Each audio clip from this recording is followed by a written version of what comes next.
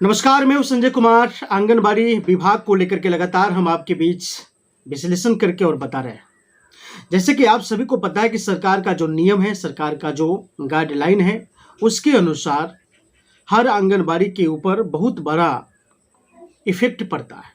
Effect क्या पड़ता है कि जब आंगनबाड़ी सेविका और सहायिका अपने काम को करते हैं तो वो करने से जो है खुश नहीं होते। क्यों खुश नहीं होते हैं? क्योंकि सरकार उस पर कोई विचार विमर्श नहीं करता है।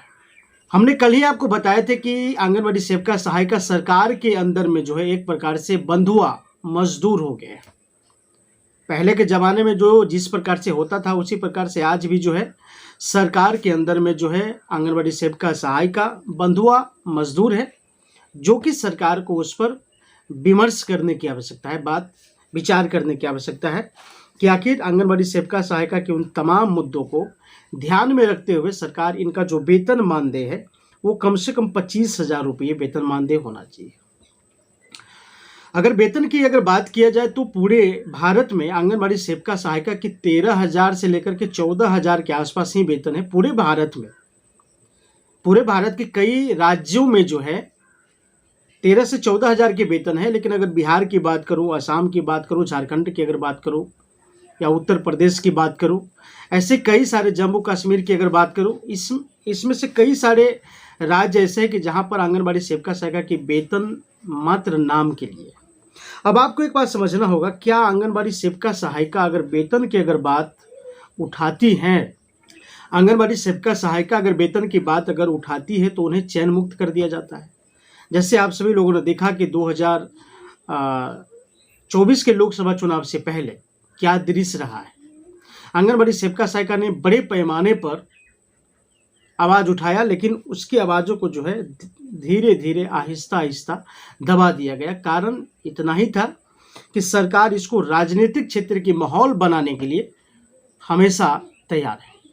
इस बार भी अगर आप देखेंगे या देखे होंगे तो राजनीतिक से इसको जोड़ दिया गया, ताकि पता बाद में जो है नीतीश कुमार ने खुलेआम तौर पर कहा कि आंगनबाड़ी सेविका सहायिका की जो ये धरना प्रदर्शन चल रहा है या आवाज़ें उठ रही हैं, ये बिहार में जो है बीजेपी की चाल है और बीजेपी चाहता है किसी भी प्रकार से बिहार की सरकार को इधर से उधर पलटी मार करके गिरा दे। लेकिन वास्तविकता ये नहीं है, वास्तविकता कुछ और ही है। चूँकि आंगनबाड़ी सेविका सहायिका हमेशा अपने लिए आवाज़ उठाया है।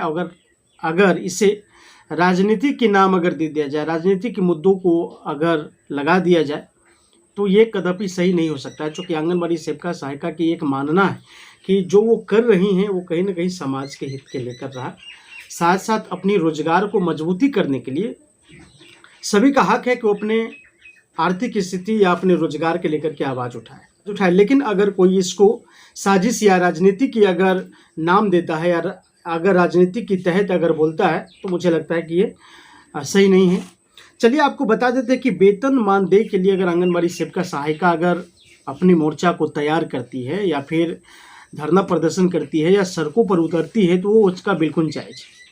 चूँकि 7,000 में आप सोच लीजिए कि 7,000 में क्या हो सकता है। 7,000 में अगर बात हम करें तो एक मजदूर भी जो है 7,000 से ज़्यादा पैसे कमाते हैं। अगर 500 रुपये की रोज़ उन्हें मिलता है, 500 की रोज़ अगर मिलता है उन्हें, तो 15,000 रुपया के महीने एक मजदूर कमाते हैं।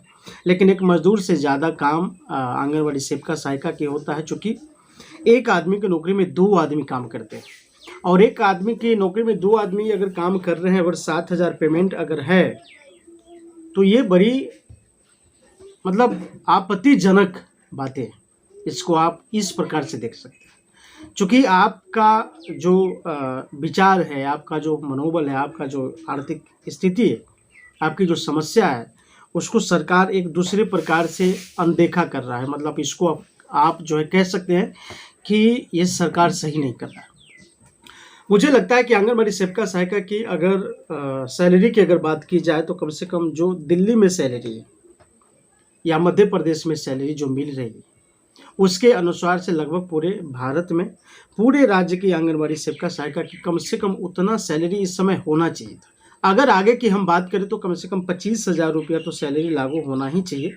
आंगनबाड़ी सेविका सहायिका की, और कम से कम 18 से 20,000 रुपये सहायिका की भी जो है सैलरी लागू होना चाहिए। लेकिन इस समय सबसे बड़ी बात और सबसे अहम बात को अगर हम बताने की अगर कोशिश करेंगे तो जवाबदेही ये होता है कि सरकार कितना परसेंट उस पर एग्री होता है, सरकार कितना परसेंट चाहते हैं कि लागू हो जाए। सरकार की जो फाइलें होती है, सरकार की जो फाइलें सचिवालय में जो जाता है वो वहीं जंग लग जाता है।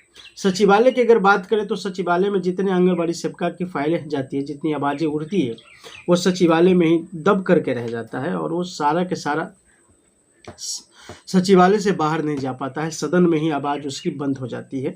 हालांकि आवाज़ उठाने की अगर बात अगर आए तो बिहार पीछे नहीं है, या फिर भारत के हर कोने कोने से, हर राज्य से आंगनबाड़ी सेविका सहायिका की वेतन के लिए आवाज़ उठी है। लेकिन अगर सरकार इस पर खामोश है तो ये बहुत बड़ी चाल है।